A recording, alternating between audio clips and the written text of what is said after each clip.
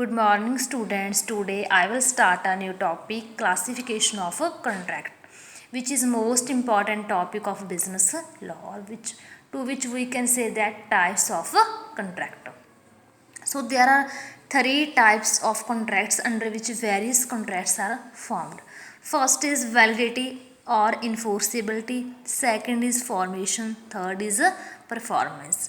Today we will discuss a point, validity of enforceability basis contract. So very first contract type is valid contract.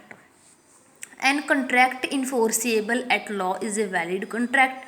An agreement becomes a contract when all the essentials of valid contract as laid down in section 10 are fulfilled.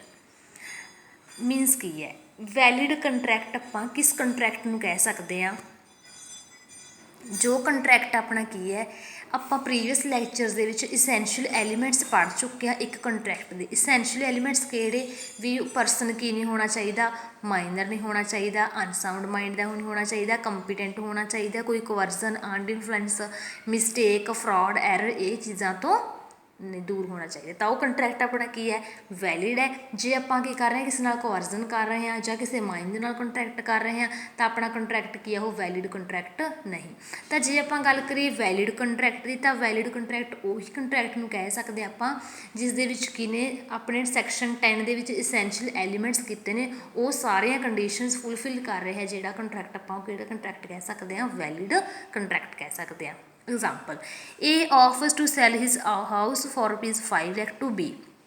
A offerer and B is here offering. B agree to buy it for its price. It is a valid contract. A contract to enter into a contract is however not a valid contract.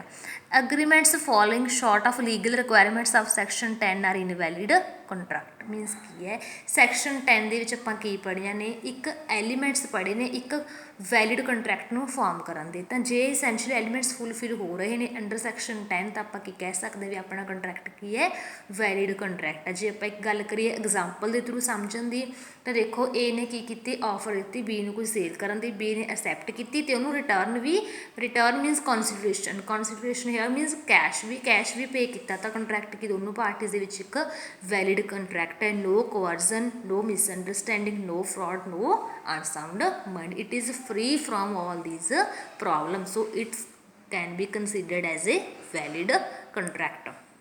Then next type of contract is void contract.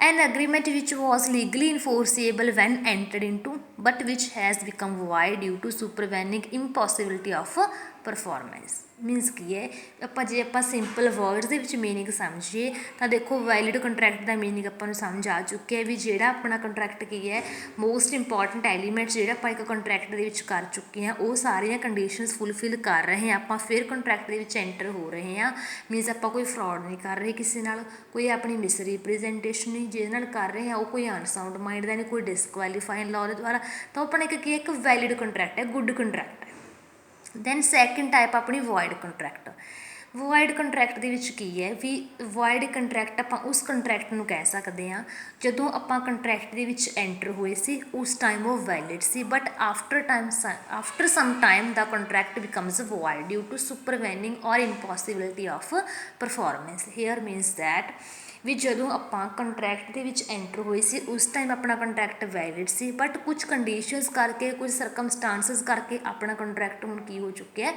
Void ਹੋ ਚੁੱਕਿਆ ਹੈ ਜੇ ਆਪਾਂ ਇਸ ਦੀ example ਦੀ ਗੱਲ ਕਰੀਏ ਜਿਵੇਂ ਦੇਖੋ ਆਪਣੇ ਇੰਡੀਆ ਐਂਡ ਪਾਕਿਸਤਾਨ ਦੇ ਰਿਲੇਸ਼ਨਸ ਨੇ ਹੋ ਸਕਦਾ ਜਦੋਂ ਆਪਾਂ ਉਹਦੇ ਨਾਲ ਕੰਟਰੈਕਟ ਕੀਤਾ ਹੋਵੇ ਆਪਣੇ ਗੁੱਡ ਰਿਲੇਸ਼ਨਸ ਹੋਣ ਬਟ ਆਫਟਰ ਸਮ ਟਾਈਮ ਕੀ ਹੋਇਆ ਆਪਣੇ ਰਿਲੇਸ਼ਨਸ ਦੇ ਵਿੱਚ ਕੀ ਹੋ ਗਈਆਂ ਕੁਝ ਗੜਬੜ ਹੋ ਗਈ ਤਾਂ ਆਪਣਾ ਕੰਟਰੈਕਟ ਦੇਖੋ ਇੱਥੇ ਕੀ ਹੋ ਗਿਆ ਵੋਇਡ ਹੋ ਗਿਆ because at the time of making a contract it was valid but after some time due to impossibility or supervening it becomes void so void contract ਉਹੀ ਕੰਟਰੈਕਟ ਹੁੰਦਾ ਆਪਣਾ ਵੀ ਜਦੋਂ ਆਪਾਂ ਕੰਟਰੈਕਟ ਦੇ ਵਿੱਚ ਐਂਟਰ ਹੋਏ ਉਸ ਟਾਈਮ ਆਪਣਾ ਕੰਟਰੈਕਟ ਵੈਲਿਡ ਸੀ ਬਟ ਕੁਝ ਸਮੇਂ ਬਾਅਦ ਆਪਣਾ ਕੰਟਰੈਕਟ ਕੀ ਹੋ ਚੁੱਕਿਆ ਹੈ ਵੋਇਡ ਹੋ ਚੁੱਕਿਆ ਕਿਉਂਕਿ ਇੰਟੈਂਸ਼ਨ ਇੱਥੇ ਦੋਨੋਂ ਪਾਰਟੀਜ਼ ਦੀ ਨਹੀਂ ਸੀ ਵੋਇਡ ਕੰਟਰੈਕਟ ਕਰਨ ਦੀ ਬਟ ਕੀ ਹੋ ਗਿਆ ਸਰਕਮਸਟਾਂਸਿਸ ਨੇ ਉਹਨੂੰ ਵੈਲਿਡ ਕੰਟਰੈਕਟ ਨੂੰ ਕਿਸ ਦੇ ਵਿੱਚ ਕਨਵਰਟ ਕਰ ਦਿੱਤਾ void ਕੰਟਰੈਕਟ ਦੇ ਵਿੱਚ। ਤਾਂ ਵੈਲਿਡ ਟੂ ਕੀ ਬਣ ਚੁੱਕਿਆ ਆਪਣਾ ਕੰਟਰੈਕਟ, ਵਾਇਡ ਬਣ ਚੁੱਕਿਆ, ਕਿਉਂਕਿ ਕੁਝ ਸਰਕਮਸਟਾਂਸਿਸ ਦੇ ਇਸ ਤਰ੍ਹਾਂ ਦੇ ਆਪਣੇ ਅਰਾਈਜ਼ ਹੋ ਚੁੱਕੇ। ਦੈਨ ਇਹ ਦੋਨੋਂ ਟਾਈਪਸ ਸੀ, ਵੈਲਿਡ ਤੇ ਵਾਇਡ। Then third type ਆਪਣੀ voidable। voidable contract means at the option of one or more, not of the option of other parties। means ਕੀ ਹੈ, according to section 2 subsection I, an agreement which is enforceable by law at the option of one or more of the parties, not at the option of the other or others, it is a voidable contract। ਜੇ ਆਪਾਂ simple meaning ਦੀ ਗੱਲ ਕਰਦੇ ਹਾਂ ਵੋਇਡੇਬਲ contract ਦੀ, ਦੇਖੋ void contract ਆਪਣਾ ਕੀ ਸੀਗਾ ਵੀ, void contract ਦੇ ਵਿੱਚ ਇਹ ਸੀ ਵੀ ਆਪਣੀ ਇੰਟੈਂਸ਼ਨ ਹੀ ਹੈ ਨਹੀਂ ਸੀ ਵੋਇਡ ਕੰਟਰੈਕਟ ਕ੍ਰੀਏਟ ਕਰਨ ਦੀ, ਬਟ ਸਰਕਮਸਟਾਂਸਿਸ ਕਰਕੇ ਆਪਣਾ ਕੰਟਰੈਕਟ ਜਿਹੜਾ ਵੋਇਡ ਹੋ ਚੁੱਕਿਆ ਸੀ। ਦੈਨ ਥਰਡ ਪੁਆਇੰਟ ਆਪਣਾ ਕੀ ਹੈ, ਵੋਇਡੇਬਲ ਕੰਟਰੈਕਟ। ਥਰਡ ਟਾਈਪ ਕਿਹੜੀ ਆਪਣੀ, ਵੋਇਡੇਬਲ ਕੰਟਰੈਕਟ। ਵੋਇਡੇਬਲ ਕੰਟਰੈਕਟ ਉਹ ਹੁੰਦਾ, ਹੁਣ ਦੇਖੋ ਕੰਟਰੈਕਟ ਦੇ ਵਿੱਚ ਹੁੰਦੀਆਂ ਨੇ ਦੋ parties, at the option of one or more, not at the option of the other. Means ਕੀ ਹੈ, ਦੋ ਪਾਰਟੀਜ਼ ਨੇ, ਸਪੋਜ਼ ਕਰੋ ਏ ਅਗਰੀ ਹੋ ਰਿਹਾ ਆਪਣੀ ਕੁਛ ਚੀਜ਼ ਸੇਲ ਕਰਨ ਦੇ ਲਈ, ਬੀ ਅਗਰੀ ਹੋ ਰਿਹਾ ਬਾਏ ਕਰਨ ਦੇ ਲਈ। ਹੁਣ ਦੋਨੋਂ ਪਾਰਟੀਜ਼ ਦੇ ਵਿੱਚ ਕੀ ਹੈ, ਕੋਈ ਇੱਕ ਪਾਰਟੀ ਹੈ ਜਿਹੜੀ ਦੀ ਇੰਟੈਂਸ਼ਨ ਕੀ ਕ੍ਰੀਏਟ ਕਰਨਾ ਹੈ, ਫਰੋਡ ਕਰਨਾ ਹੈ। ਹੋ ਸਕਦਾ ਹੈ ਜੇ ਏ ਆਪਣੀ ਕਾਰ ਸੇਲ ਕਰ ਰਿਹਾ ਬੀ ਨੂੰ, ਤਾਂ ਉੱਥੇ ਕਿਵੇਂ ਨਾ ਕਿਵੇਂ ਕੀ ਹੋ ਸਕਦਾ, ਕੋਈ ਕਵਰਜ਼ਨ ਹੋ ਸਕਦਾ, ਫਰੋਡ ਹੋ ਸਕਦਾ। ਤਾਂ ਇੱਕ ਪਾਰਟੀ ਇੱਥੇ ਫਰੋਡ ਕਰ ਰਹੀ ਹੈ, ਸੈਕਿੰਡ ਪਾਰਟੀ ਨਹੀਂ ਕਰ ਰਹੀ। ਤਾਂ at the option of one or more parties, not at the option of other. Means ਇੱਕ ਦੇ ਆਪਸ਼ਨ ਸਾਈਡ ਜਿਹੜੀ ਉਹ ਫਰੋਡ ਹੈ, ਦੂਜੇ ਦੀ ਨਹੀਂ, ਦੂਜੇ ਦੀ ਇੰਟੈਂਸ਼ਨ ਨਹੀਂ ਹੈਗੀ ਵੀ ਆਪਣਾ ਵੋਇਡ ਕੰਟਰੈਕਟ ਦੇ ਵਿੱਚ ਐਂਟਰ ਹੋਣ ਦੀ ਜਾਂ ਕੰਟਰੈਕਟ ਨੂੰ ਵੋਇਡ ਦੇ ਵਿੱਚ ਕਨਵਰਟ ਕਰਨ ਦੀ। ਤਾਂ ਇੱਕ ਪਾਰਟੀ ਹੀ ਸਿਰਫ ਕੀ ਕਰ ਰਹੀ ਹੈ, ਫਰੋਡ ਕਰ ਰਹੀ ਹੈ ਦੂਜੀ ਪਾਰਟੀ ਦੇ ਨਾਲ। ਤਾਂ ਆਪਣਾ ਕਿਹੜਾ ਕੰਟਰੈਕਟ ਹੈ, ਵੋਇਡੇਬਲ ਕੰਟਰੈਕਟ। ਦੈਨ ਆਪਣਾ ਕੀ ਹੈ, ਅਨਫੋਰਸੀਏਬਲ ਕੰਟਰੈਕਟ। ਅਨਫੋਰਸੀਏਬਲ ਕੰਟਰੈਕਟਸ ਆਪਣੇ ਕਿਹੜੇ ਕੰਟਰੈਕਟਸ ਹੁੰਦੇ ਨੇ, ਵਿਚ ਇਜ਼ ਅਦਰਵਾਈਜ਼ ਵੈਲਿਡ ਬਟ ਕੀ ਹੋਇਆ ਆਪਣੇ ਸਮ ਟੈਕਨੀਕਲ ਡਿਫੈਕਟ। ਹੁਣ ਅਨਫੋਰਸੀਏਬਲ ਕੀ ਹੈ ਅਤੇ ਇਲੀਗਲ ਕੀ ਹੈ। ਅਨਫੋਰਸੀਏਬਲ ਹੁੰਦੇ ਨੇ due to some technical problems like stamping, signing, registration etcetera. Contract ਦੇ ਵਿੱਚ ਕੀ ਸੀ, ਆਪਣਾ ਕੰਟਰੈਕਟ ਵੈਲਿਡ ਸੀ, ਬਟ ਕੁਛ ਸਟੈਂਪਿੰਗ ਵਗੈਰਾ ਨਹੀਂ ਸੀ, ਪ੍ਰੋਪਰ ਰਜਿਸਟਰਡ ਨਹੀਂ ਸੀ ਆਪਣਾ ਕੰਟਰੈਕਟ, ਰਿਟਨ ਪ੍ਰੂਫ ਨਹੀਂ ਸੀ। ਤਾਂ ਆਪਾਂ ਕੀ ਕਹਿ ਸਕਦੇ ਹਾਂ, ਕਿਹੜਾ ਕੰਟਰੈਕਟ ਆਪਣਾ ਅਨਫੋਰਸੀਏਬਲ ਕੰਟਰੈਕਟ।